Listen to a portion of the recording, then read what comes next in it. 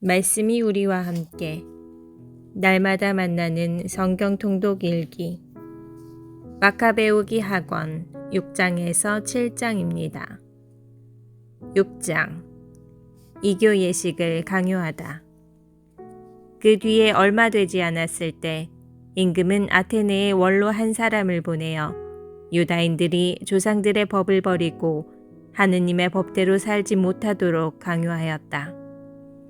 또한 예루살렘에 있는 성전을 부정하게 만들고 그것을 올림포스의 제우스 신전이라고 부르게 하였으며 그리즘에 있는 성전은 그곳에 사는 이들이 하는 대로 나그네의 수호신 제우스의 신전이라고 부르게 하였다. 이렇게 악은 혹독하고 극도로 가혹하게 맹위를 떨쳤다. 성전은 이민족들의 방탕과 향락으로 가득 찼다. 그들은 성전 경내에서 장녀들과 놀아나고 여자들과 잠자리를 같이 하였다. 그리고 부당한 것들을 끌어들였다.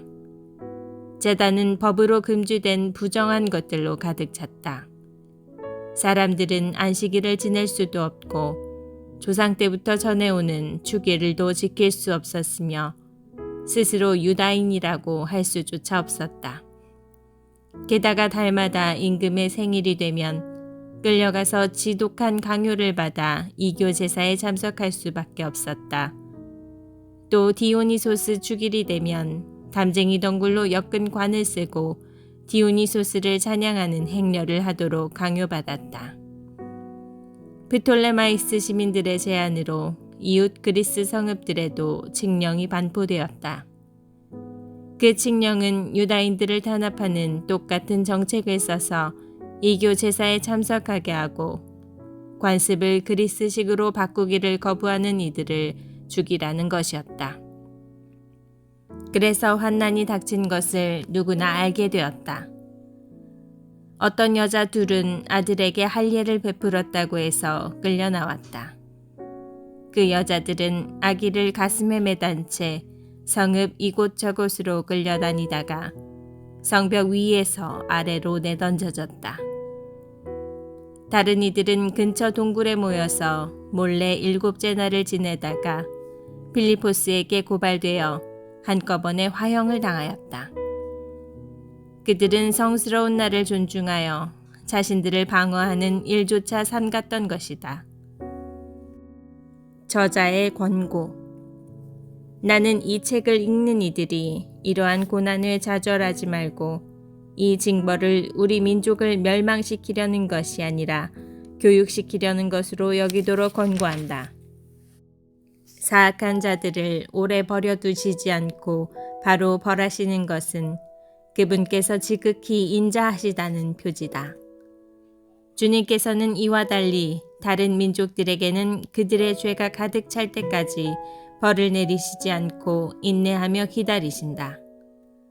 그러나 우리 민족은 달리 다루시기로 결정하셨다.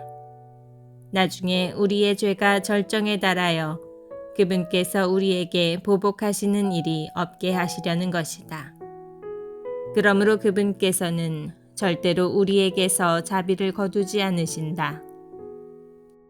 고난으로 당신의 백성을 교육하시는 것이지 저버리시는 것이 아니다. 이것으로 이러한 사실을 상기시키기에 충분할 것이다. 이제 본 이야기로 다시 돌아가자. 엘아자르의 순교. 매우 뛰어난 율법학자들 가운데 엘아자르라는 사람이 있었다. 그는 이미 나이도 많고 풍채도 훌륭하였다. 그러한 그에게 사람들이 강제로 입을 벌리고 돼지고기를 먹이려 하였다. 그러나 그는 더럽혀진 삶보다는 명예로운 죽음을 택하는 것이 낫다고 여겨 자진해서 형틀로 나아가며 돼지고기를 뱉어버렸다.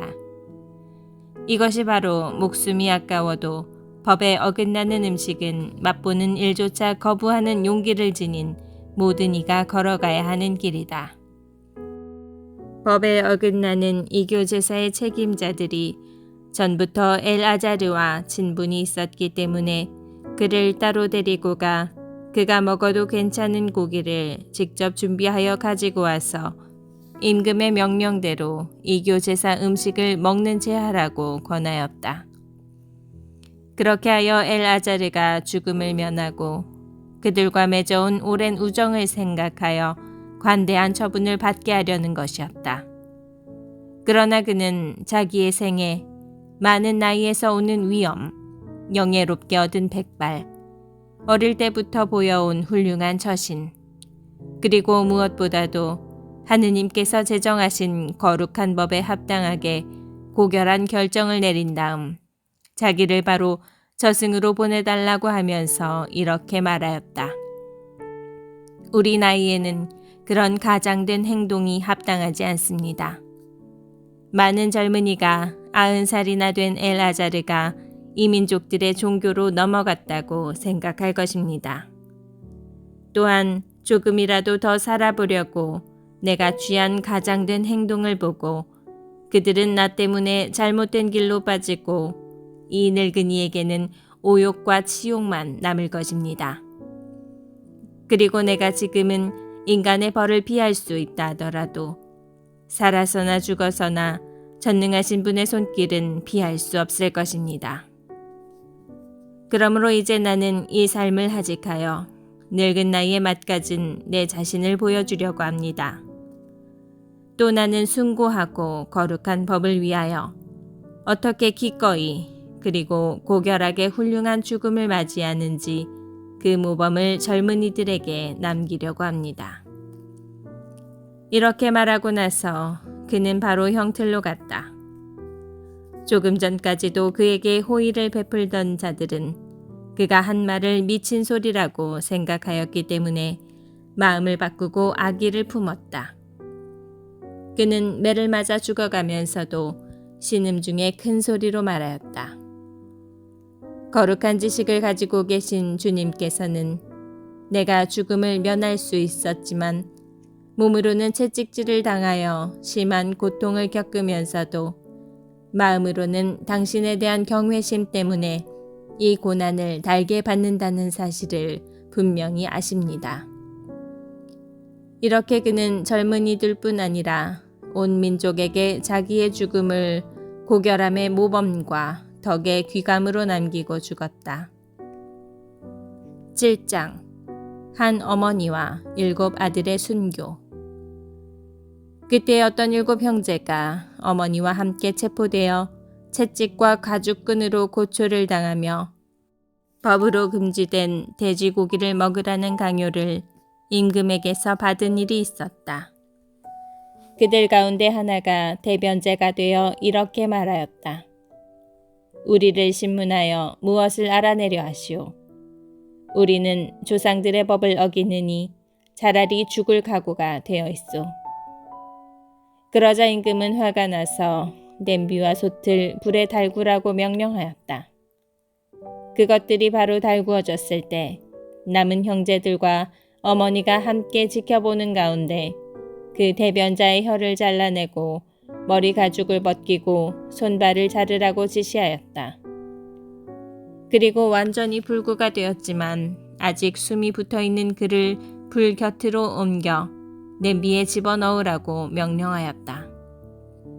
냄비에서 연기가 멀리 퍼져나갈 때 나머지 형제들은 고결하게 죽자고 어머니와 함께 서로 격려하며 이렇게 말하였다.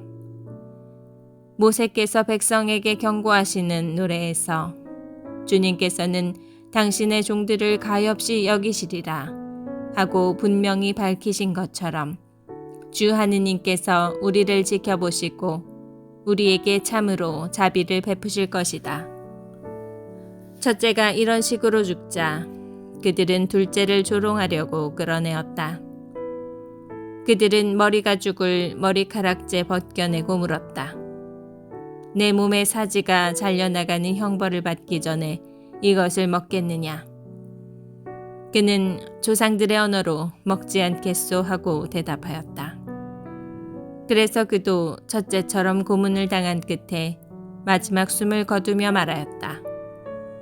이 사악한 인간, 당신은 우리를 이승에서 몰아내지만 온 세상의 임금님께서는 당신의 법을 위하여 죽은 우리를 일으키시어 영원한 생명을 누리게 하실 것이요.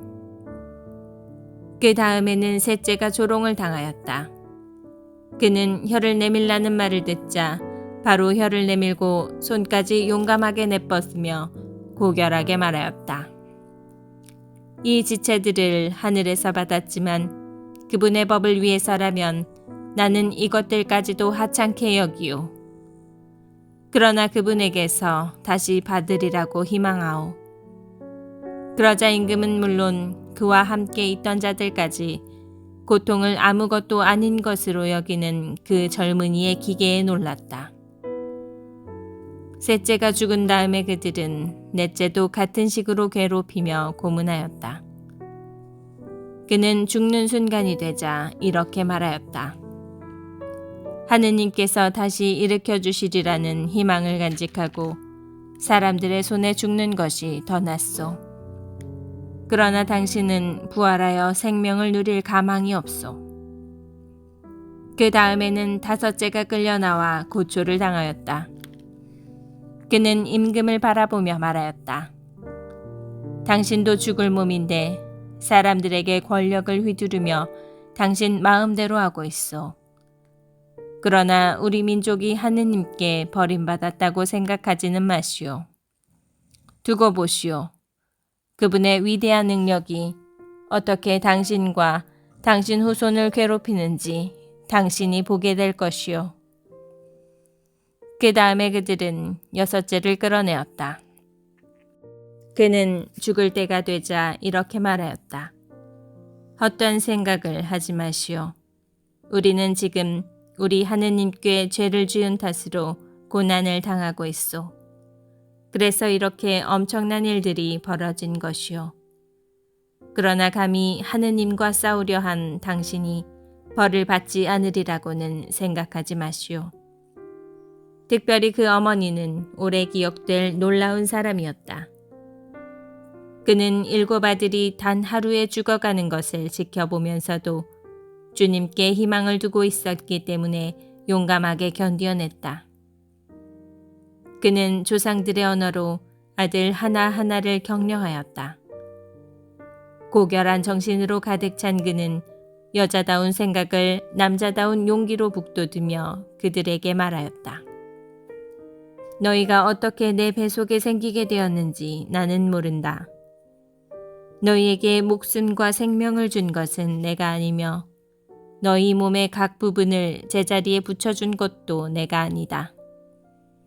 그러므로 사람이 생겨날 때 그를 빚어내시고 만물이 생겨날 때 그것을 마련해내신 온 세상의 창조주께서 자비로이 너희에게 목숨과 생명을 다시 주실 것이다. 너희가 지금 그분의 법을 위하여 너희 자신을 하찮게 여겼기 때문이다. 안티오코스는 자기가 무시당하였다고 생각하며 그 여자의 말투가 자기를 비난하는 것이 아닌가 하고 의심스러워하였다. 막내 아들은 아직 살아 있었다.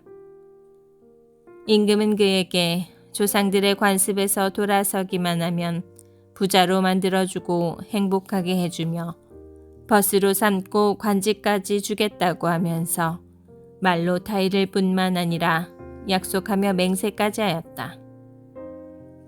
그러나 그 젊은이는 전혀 귀를 기울이지 않았다. 그래서 임금은 그 어머니를 가까이 불러 소년에게 충고하여 목숨을 구하게 하라고 강권하였다. 임금이 줄기차게 강권하자 어머니는 아들을 설득해 보겠다고 하였다. 그러나 어머니는 아들에게 몸을 기울이고 그 잔인한 폭군을 비웃으며 조상들의 언어로 이렇게 말하였다. 아들아, 나를 불쌍히 여겨다오. 나는 9달 동안 너를 뱃속에 품고 다녔고 너에게 새해 동안 젖을 먹였으며 내가 이 나이에 이르도록 기르고 키우고 보살펴왔다.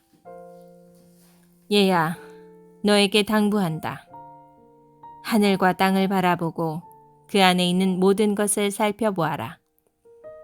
그리고 하느님께서 이미 있는 것에서 그것들을 만들지 않으셨음을 깨달아라. 사람들이 생겨난 것도 마찬가지다. 이 박해자를 두려워하지 말고 형들에게 부끄럽지 않게 죽음을 받아들여라. 그래야 내가 그분의 자비로 내 형들과 함께 너를 다시 맞이하게 될 것이다. 어머니가 말을 마치기도 전에 젊은이가 말하였다.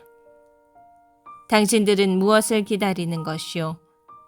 나는 임금의 명령에 복종하지 않겠소. 모세를 통하여 우리 조상들에게 주어진 법에만 순종할 뿐이오. 히브리인들을 거슬러 온갖 불행을 꾸며낸 당신은 결코 하느님의 손에서 벗어나지 못할 것이오. 우리는 우리의 죄 때문에 고난을 당하고 있어. 살아계신 주님께서는 꾸짖고 가르치시려고 우리에게 잠시 화를 내시지만 당신의 종들과 다시 화해하실 것이오. 그러나 당신은 악랄하고 모든 사람 가운데 가장 더러운 자요. 그러니 하늘의 자녀들을 치려고 손을 들고 헛된 희망에 부풀어 공연히 우쭐대지 마시오. 당신은 모든 것을 지켜보시는 전능하신 하느님의 심판에서 벗어난 것이 아니오. 우리 형제들은 잠시 고통을 겪고 나서 하느님의 계약 덕분에 영원한 생명을 누리게 되었소. 그러나 당신은 주님의 심판을 받아 그 교만에 마땅한 벌을 짊어질 것이요. 나는 형들과 마찬가지로 조상들의 법을 위하여 몸도 목숨도 내놓았소. 그러면서 하느님께서 우리 민족에게는 어서 자비를 베푸시고 당신에게는 시련과 재앙을 내리시어 그분만이 하느님이심을 고백하게 해주시기를 간청하오. 또한 우리 온 민족에게 정당하게 내렸던 전능하신 분의 분노가 나와 내 형제들을 통하여 끝나기를 간청하고 있어. 화가 치밀어 오른 임금은 다른 어느 형제보다 그를 더 지독하게 다루었다. 모욕에 찬 그의 말에 격분하였던 것이다. 그리하여 그는 주님을 온전히 신뢰하며 더럽혀지지 않은 채 죽어갔다.